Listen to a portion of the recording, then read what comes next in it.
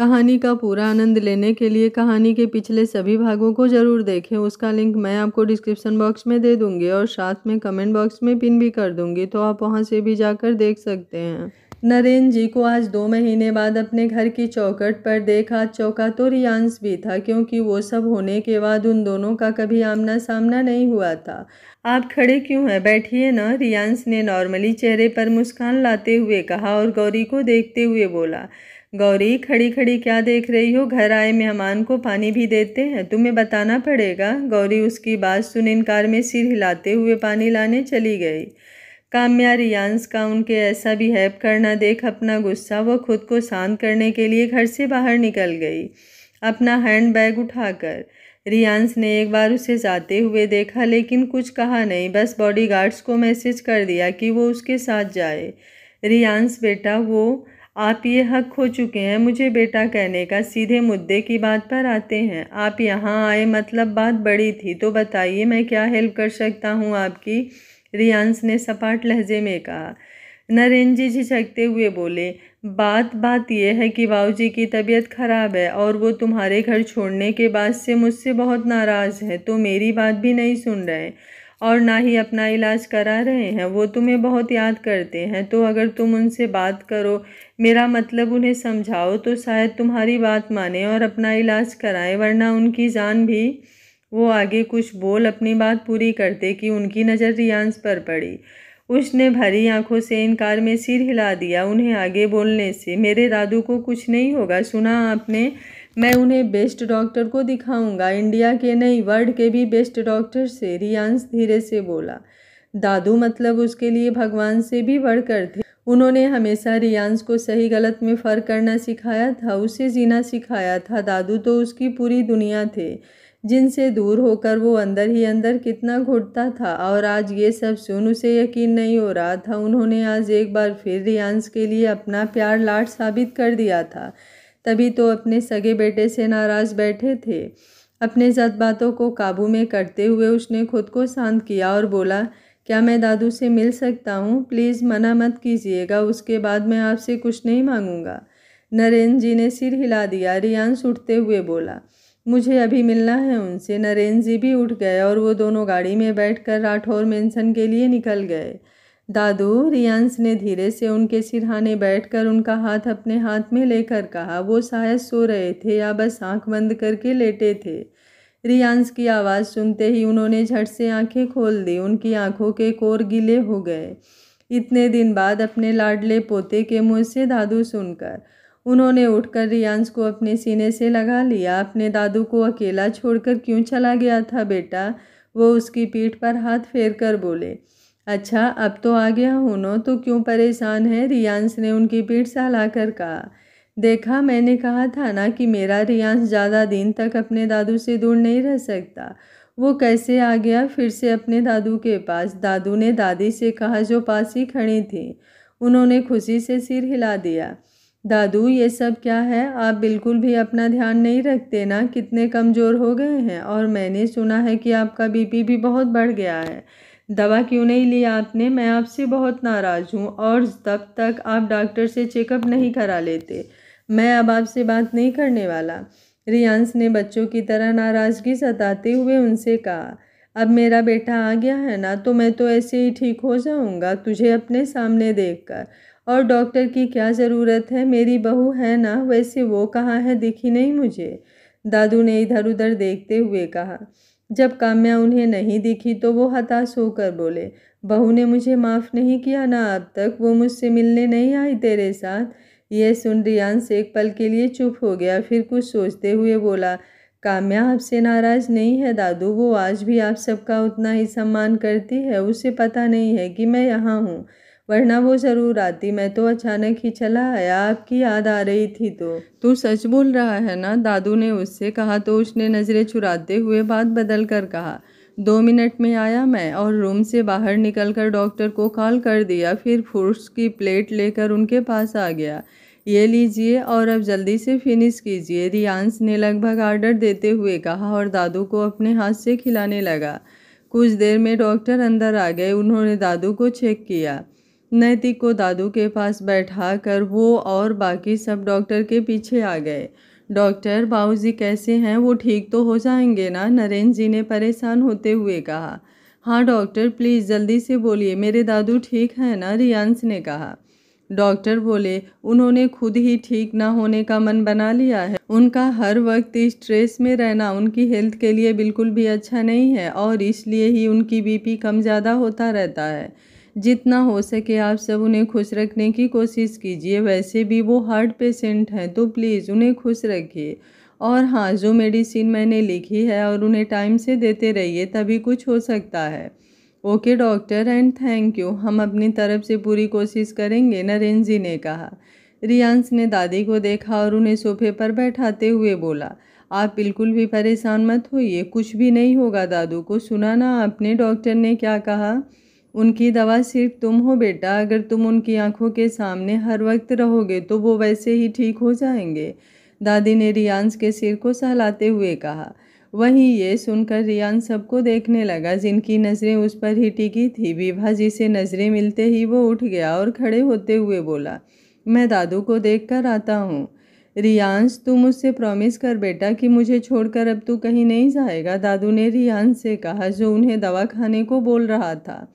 दादू, आप पहले दवा खाइए, हम इस बारे में बात करते हैं, रियांश ने उन्हें समझाते हुए कहा। दादू बोले, मैं तब तक दवा नहीं लूँगा जब तक तू मुझसे वादा नहीं करता। वो कहीं नहीं जाएगा, हमेशा आपकी नज़रों के सामने ही रहेगा, नरेंद्र जी ने वहाँ आते ही कहा। रियांश हैरानी से उन्हें देखने लगा। बाबूजी, प्लीज़ दवा ले लीजिए और हो सके तो मुझे माफ़ कर दीजिए, नरेंद्र जी ने उन्हें समझाते हुए कहा। दादू, चाचा जी आपसे बहुत प्यार करते हैं, आप कब तक उनसे यूं मुंह मोड़ेंगे? वो बात बीत चुकी है, प्लीज़ उन्हें माफ़ कर दीजिए, रियांश ने कहा। दादू ने रियांश के कहने पर उनके हाथ से दवा ले ली तो वो मुस्कुरा दिए। ये जानकर कि रियांश के कहने पर ही सही उन्होंने उन्हें माफ़ तो किया। इन सब चक्करों में रियांश काम्या को एक कॉल या टेक्स्ट करके कुछ बताना भी भूल गया था। काम्या थोड़ी देर बाद जब घर आई तो रियांश उसे कहीं नहीं दिखा और नरेंद्र जी भी नहीं दिखे। उसने जल्दी से रियांश को कॉल लगा दी लेकिन रिसीव नहीं हुई। उसने रियांश के ड्राइवर को कॉल किया तो पता चला वो राठौर मेंशन में है। यह सुनते ही काम्या अवाक रह गई। आप कभी भी कोई फैसला सोच समझकर क्यों नहीं लेते अंश, वो भी उन लोगों के लिए। मुझे नहीं पता उन्होंने आपसे यहाँ आकर क्या कहा जो आप भागते हुए चले गए, लेकिन अंश आपने ये बिल्कुल भी सही नहीं किया। उन लोगों ने आपके साथ इतना कुछ किया, उसके बाद भी आप और तो और आप बिना मुझे कुछ बताए वहाँ चले गए। अरे आप कैसे भूल सकते हैं, वो इंसान नहीं जल्लाद है जिसकी वजह से आपकी जान जाते जाते बची है। फिर भी आप कुछ नहीं समझते। मैं उन लोगों को कभी भी माफ़ नहीं कर सकती, कभी भी नहीं, और आपको भी उन लोगों से रिश्ता रखने की कोई नीड नहीं है। कुछ नहीं लगते वो आपके और ना ही मेरे। पता नहीं क्या चल रहा है उस जल्लाद के दिमाग में। मैंने तो शपथ ली थी कि उस घर में एक कदम भी नहीं रखूंगी, लेकिन आपकी सेफ्टी के लिए जाना होगा और मैं इस बार आपको उनके झांसे में नहीं फंसने दूंगी, बिल्कुल भी नहीं, काम्या ने परेशान होकर कहा और जल्दी से राठौर मेंशन के लिए निकल जाती है। संजू हाल में बैठी फ़ोन चला रही थी कि निहान आ गया। नमस्ते आंटी, वो नीतू जी के पैर छूकर बोला। खुश रहो बेटा, आओ बैठो, नीतू जी ने मुस्कुरा कर कहा। संजू उसे देख जल्दी से उठ गई। हाय, वो धीरे से बोली। हेलो, उसने मुस्कुरा कर कहा और बैठ गया। संजू, तू बैठकर बात कर, मैं चाय लाती हूँ। नहीं मम्मा, मैं लाती हूँ चाय, बोलते हुए वो जल्दी से किचन में चली गई। नीतू जी बोली, बहुत अच्छा किया बेटा, जो मेरे एक बार कहने पर ही तुम आ गए। निहान बोला, आंटी आपने बुलाया तो कैसे नहीं आता। बेटा, मुझे कुछ दिन से संजू बहुत अपसेट दिख रही है, लेकिन क्या है ये मैं समझ नहीं पा रही। तो मैं सोच रही थी तुम दोनों कहीं बाहर जाओ, घूमो तो शायद उसका मन हल्का हो और वो तुम्हें कुछ बता सके जो मुझसे नहीं कह पा रही। हमेशा घर की चिंता करती है, कभी खुद को टाइम नहीं देती, वो बोली। डोंट वरी आंटी, मैं समझता हूँ, आप टेंशन मत लीजिए, मैं करता हूँ कुछ, निहान ने कहा।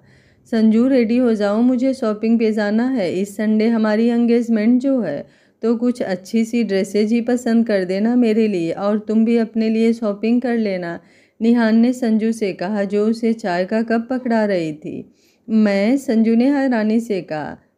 कोई प्रॉब्लम है क्या, निहान ने मुस्कुरा कर कहा। चली जाना बेटा, एक दूसरे की पसंद नापसंद भी जानना बहुत ज़रूरी होता है, नीतू जी ने कहा। तो बेमन से ही सही संजू ने हामी भर दी और कुछ देर में एक वाइट टॉप और पिंक कलर की लॉन्ग स्कर्ट पहन बालों को खुला ही रखा था हमेशा की तरह, और पिंक लिपस्टिक लगा रखी थी जिसमें वो बहुत ज़्यादा प्यारी लग रही थी। निहान तो उसे देख अपनी निगाहें ही नहीं हटा पा रहा था उस पर से। चलें, संजू ने उसके पास आकर कहा तो उसने अपना सिर झटकते हुए हाँ कहा और वो दोनों बढ़ गए। वो रेड वाला दिखाइए, निहान ने लेडीज से एक रेड गाउन की ओर इशारा करते हुए कहा जो संजू के लिए ड्रेसेस दिखा रही थी। उसने मुस्कुराकर वो निकाल कर सामने रख दिया। संजू देखो ये कितना प्यारा है, निहान ने संजू के सामने करते हुए कहा। ठीक है, संजू ने खुश होकर कहा क्योंकि वो यही गाउन कब से देख रही थी। एक नेवी ब्लू लहंगा और वो ड्रेस संजू को देते हुए वो बोला, एक बार ट्राई करके आओ, फिर अगर कोई प्रॉब्लम हुई तो फिटिंग भी करा लेंगे अभी। संजू ने दोनों ड्रेस हाथ में ली और ट्रायल रूम में चली गई। उसने नेवी ब्लू वाला लहंगा पहना और ब्लाउज की डोरी बांधने की कोशिश करने लगी, जो उससे हो नहीं रही थी कि उसके हाथों पर किसी का स्पर्श महसूस कर वो बुरी तरह चौंक गई, क्योंकि उसने तो डोर बंद किया था। वो जल्दी से पलट गई तो देखा सामने आरव था। वो जल्दी से दीवार से चिपक कर खड़ी हो गई। अपनी फीट उसने एकदम से दीवार से सटा ली क्योंकि ब्लाउज की डोरी अभी भी खुली थी। तो तू यहाँ कैसे, वो अटकते हुए बोली। क्यों, उस निहान को होना चाहिए था ना यहाँ। आरव ने अपनी जलती निगाहें उस पर डालते हुए उसके कंधे को पकड़कर बहुत ही गुस्से से कहा। आरू तू ये क्या, संजू ने बोलने की कोशिश की।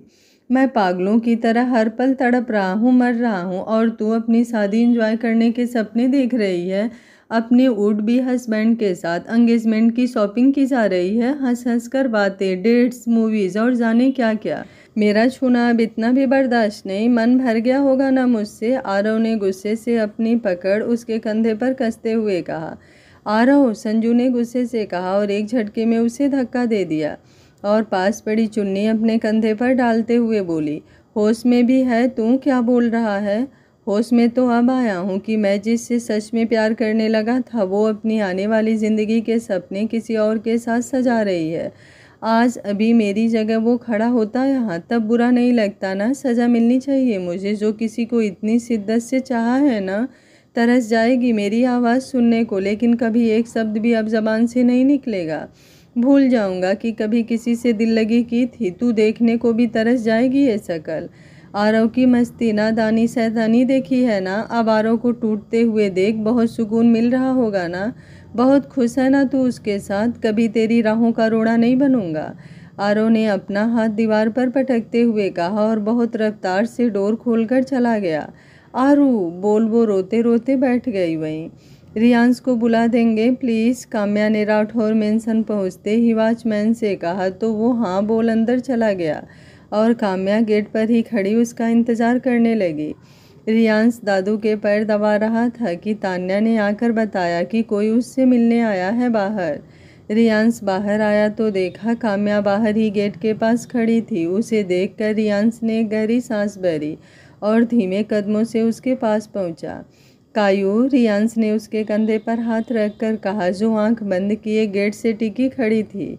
रियांश की आवाज़ सुन उसने आंखें खोली, जो हल्की लाल थी।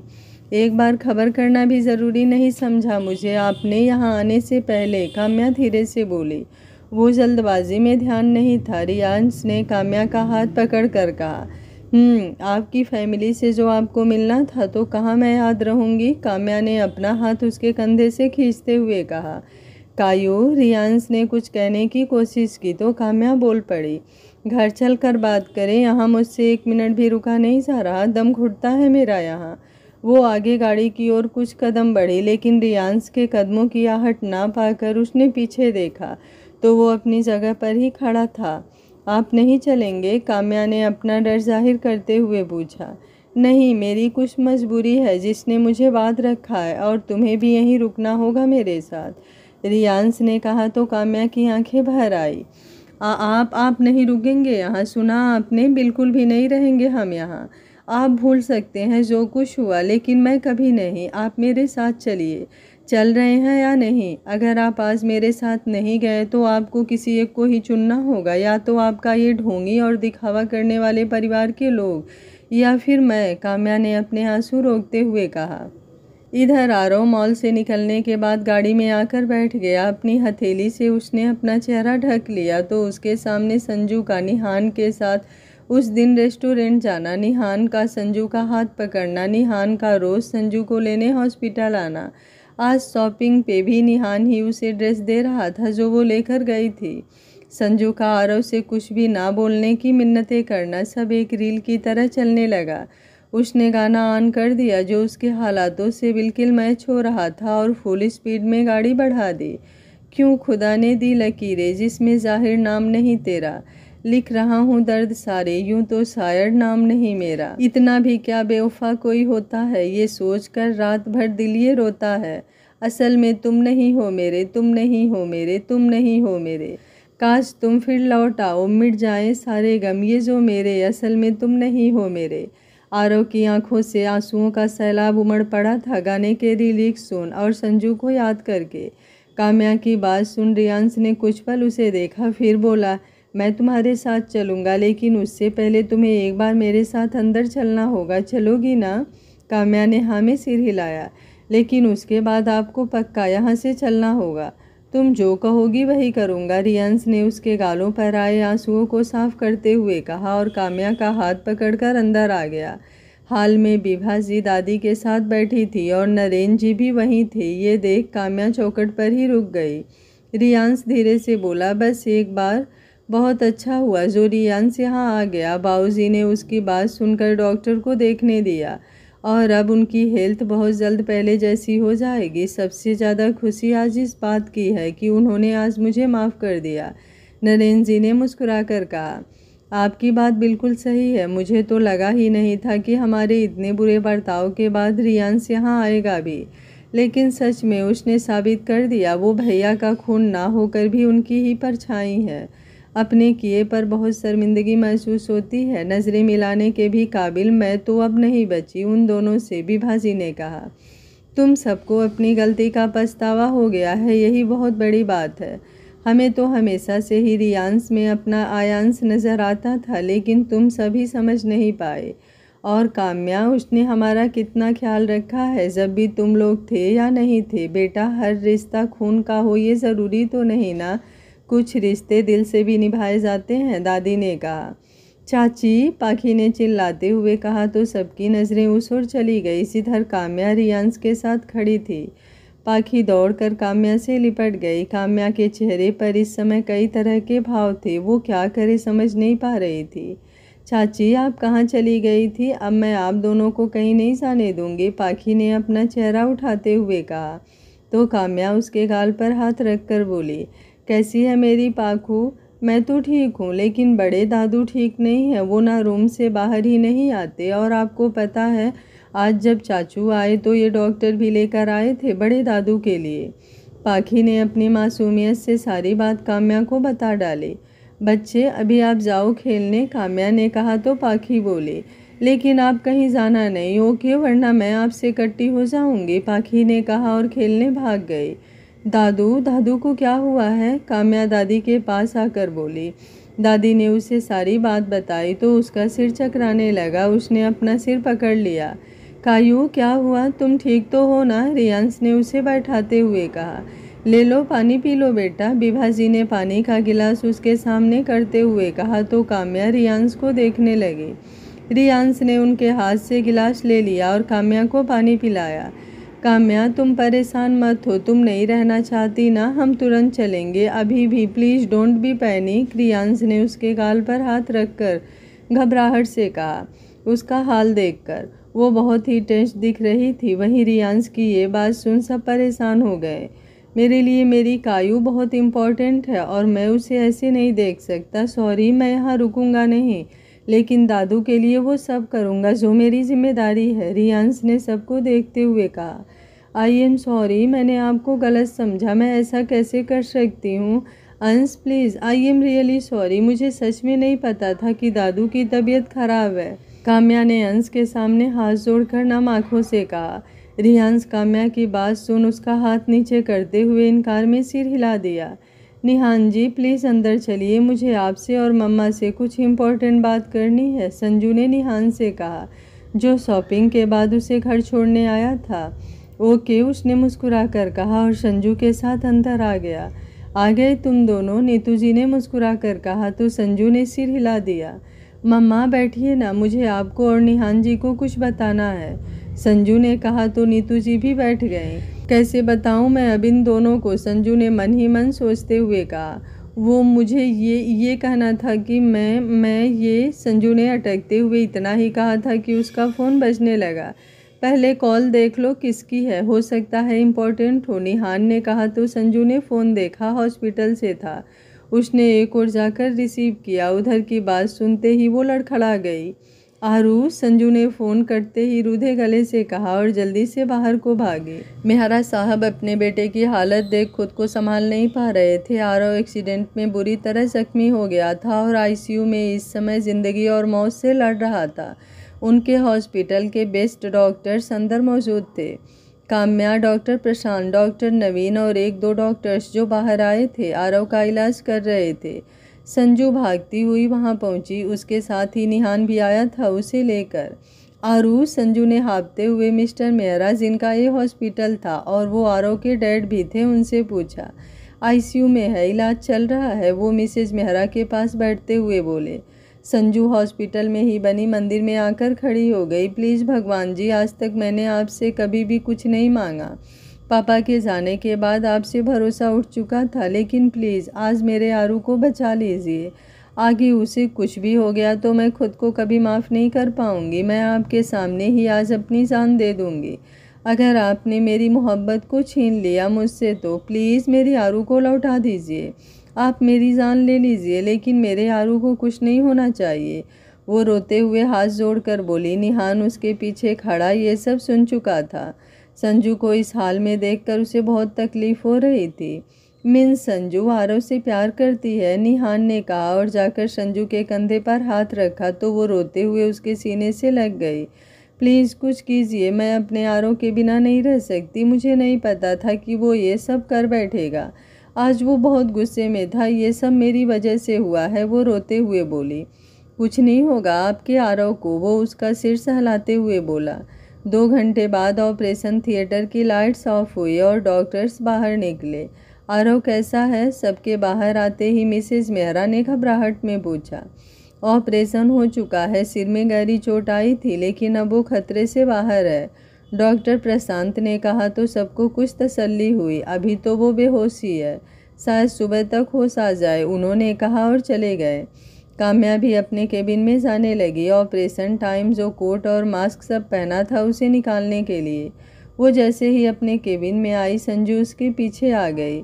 आरू कैसा है, संजू ने काम्या से पूछा तो काम्या ने बिना सोचे समझे एक थप्पड़ उसके गाल पर दे दिया, जिससे वो लड़खड़ा गई। काम्या, उसने रूधे गले से कहा। क्या काम्या, आज बड़ी फिक्र हो रही है उसकी? इतने दिन से तुझे समझा रही थी कि सच बता दे, आरव को या निहान को, लेकिन तुझे तो बहुत महान बनना था, आज्ञाकारी बेटी बनना था। अरे जब हिम्मत नहीं थी उसका साथ निभाने की तो क्यों प्यार किया? आज तेरी वजह से मेरा आरू जिंदगी और मौत से लड़ रहा है।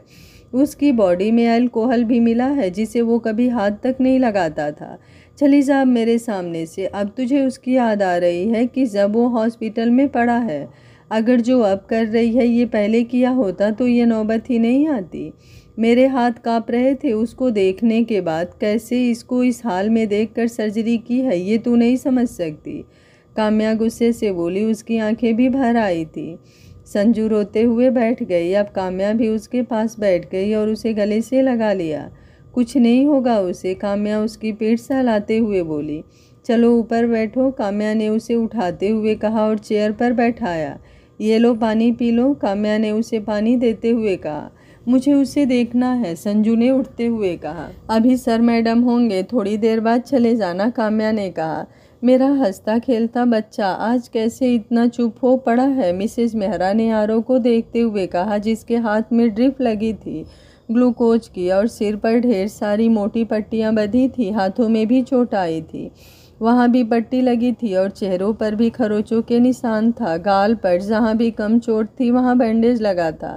मैडम आप भी रेस्ट कर लीजिए, सुबह तक उसे होश आ जाएगा, काम्या ने अंदर आते हुए कहा। और उनके मना करने के बावजूद काम्या ने उन्हें रेस्ट करने के लिए दूसरे वार्ड में भेज दिया जहाँ खाली बेड थे। संजू भी काम्या के साथ ही आई। काम्या चली गई बाहर, अब केवल संजू थी। मेरी आवाज़ सुनने को भी तरस जाओगी, लेकिन एक शब्द भी नहीं बोलूँगा। अब आरव के शब्द उसके कानों में गूंजने लगे। आरू प्लीज़ उठ जाना, संजू ने उसका चेहरा सहलाते हुए भर्राए स्वर में कहा। आरू प्लीज़ मुझसे बात करना, तू जो बोलेगा मैं वही करूँगी, मैं सबको मना तो कर दूँगी। संजू सिर्फ अपने आरू की है, सुना तूने, उठ जाना। संजू उसका हाथ अपने हाथों में भरकर बोली, लेकिन उसकी आंखें अभी भी बंद थी। काम्या जैसे ही आरव के वार्ड से बाहर आई उसका फ़ोन बजने लगा। रियांश की कॉल थी। काम्या बोली, हेलो कायू, आरव कैसा है? अब ऑपरेशन हो गया है, सुबह तक होश आ जाएगा। ओके, तो घर आ रही हो ना? नहीं, पेशेंट ज़्यादा है तो बिज़ी हूँ, कुछ खा लेना कैंटीन से। कहकर काम्या ने फ़ोन रख दिया। हमारी एनिवर्सरी है 1 घंटे बाद, रियांश ने घड़ी देखते हुए कहा, जिसमें 12 बज रहे थे।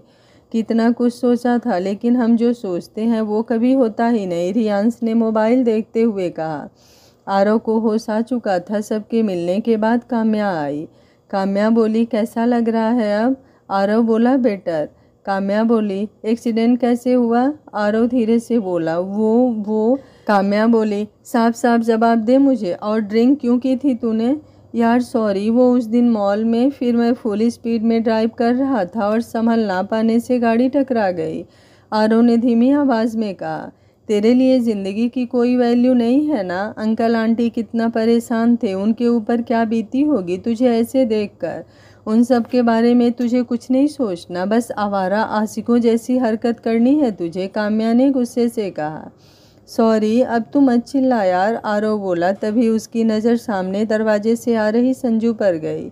काम्या, मुझे नींद आ रही है, रेस्ट करना चाहता हूँ, कोई अंदर नहीं आना चाहिए, आरव ने आंख बंद करते हुए कहा। काम्या ने अब संजू को देखा, जिसकी आंख भर आई आरव को चेहरा फेरते देखकर। काम्या ने उसे मना कर दिया आने से और वो भी बाहर आ गई। वो आरव को स्ट्रेस नहीं देना चाहती थी, क्योंकि वो हेल्थ के लिए सही नहीं था। संजू, हिम्मत मत हार यार, उसे थोड़ा सा समय दे, मैं जानती हूँ वो तुझे माफ़ कर देगा, इतना प्यार जो करता है तेरे से।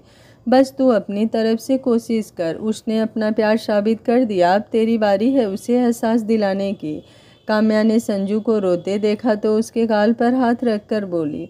संजू ने सिर हिलाया तो काम्या ने उसके आंसू साफ किए और उसे हक कर लिया। अच्छा, मैं घर निकलती हूँ, तू भी घर चल, यहाँ सब हैं, कल सुबह तो वैसे भी आना है, ड्यूटी है ना? काम्या ने कहा और वो आरव को बाहर से सोता हुआ देखकर निकल गई। संजू भी घर जाने लगी, क्योंकि मम्मा का कई बार फ़ोन आया था। कल से ही वो हॉस्पिटल में थी और शायद आज उसे जवाब भी देना था सबको। शाम को काम्या राठौर मेंशन में आई। हाल में कोई नहीं दिखा तो वो सीधे अपने रूम में आ गई। रियांश भी नहीं था। उसने देखा बेड पर एक बैग रखा था और उसके साथ ही एक पेपर भी। जल्दी से ये ड्रेस पहनकर अच्छे से रेडी हो जाओ, लव यू। काम्या ये देख मुस्कुरा दी। उसने उस बैग को लिया और बाथरूम में शावर लेने चली गई। कुछ देर बाद वो वही साड़ी पहन कर आई जो रियांश ने रखी थी। उसने अपना मंगलसूत्र पहना और आंखों में आईलाइनर लगाया, एकदम हल्का मेकअप किया और डार्क रेड कलर की लिपस्टिक लगा ली। ये अंश भी ना, पता नहीं क्यों इतना रेडी होने को बोला है, काम्या ने धीरे से कहा।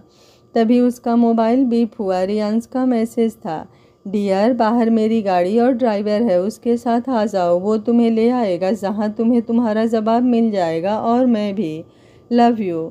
अंश, काम्या ने मुस्कुराकर कहा और बाहर आ गई, जहाँ ड्राइवर उसका वेट कर रहा था। आइए मैम, उसने गाड़ी का गेट खोलते हुए कहा और काम्या के बैठने पर गाड़ी आगे बढ़ा दी। कुछ ही देर बाद एक बहुत बड़े होटल के सामने गाड़ी रुकी। काम्या जैसे ही बाहर आई और इधर उधर रियांश को देखने लगी। एक लड़की जो वहीं काम करती थी काम्या के पास आई। मिसेज रियांश राठौर, उसने काम्या से कहा तो उसने हाँ में सिर हिलाया। कहाँ है वो? काम्या ने पूछा। मैं उन्हीं के पास ले चलूँगी आपको, सर ने ही भेजा है, उसने मुस्कुरा कर कहा और फिर वो लिफ्ट में चढ़ गए।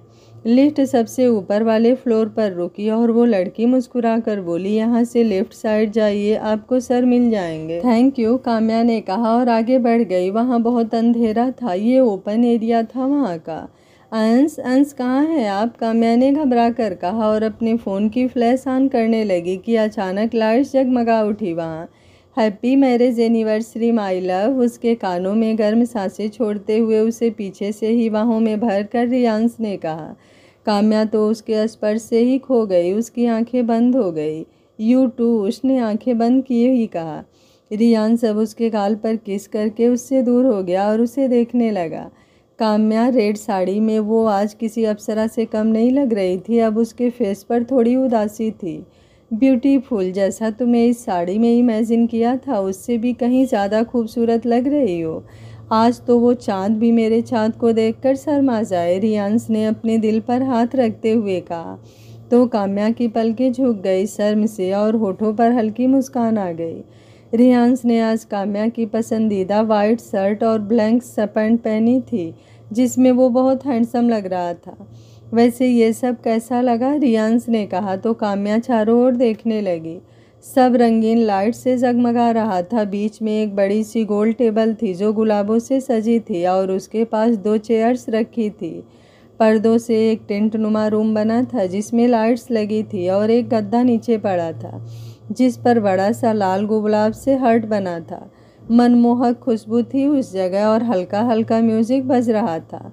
बहुत ही ज़्यादा प्यारा है सब कुछ, काम्या ने खुश होकर कहा। और मैं? रियांश ने उसे बाहों में भरते हुए उसके चेहरे पर आए बालों की लट को कान के पीछे करते हुए शरारत से कहा।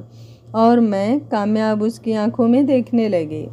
आप तो बेस्टेस हैं जो मेरी ज़िंदगी बन चुके हैं। आपके बिना तो मैं कुछ भी नहीं हूँ। अब वो उसकी आंखों में देखकर बोली तो रियांश के चेहरे पर मुस्कुराहट आ गई।